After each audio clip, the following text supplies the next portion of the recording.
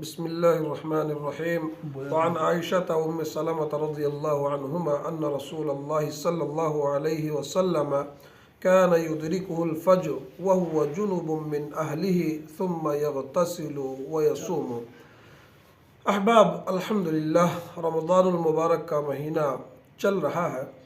اس مہینے کے اندر ایک اہم مسئلہ ہے، اگر آدمی کو غسل جنابت کی ضرورت پڑ جائے اور اس کے پاس سحری کا وقت کم ہو تو پھر وہ کیا کرے؟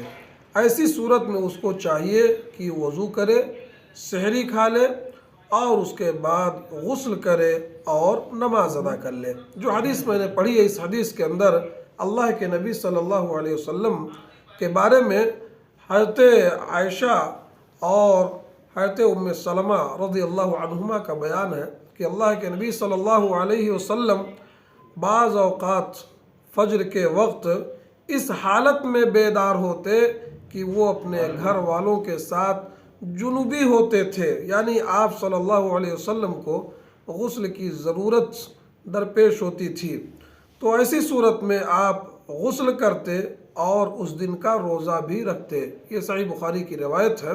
تو ہمارے لیے اس حدیث کے اندر درس ہے کہ اگر ہمیں غسل کی ضرورت ہو تو غسل کریں اور روزہ رکھیں۔ اللہ تعالیٰ قبول فرمائے۔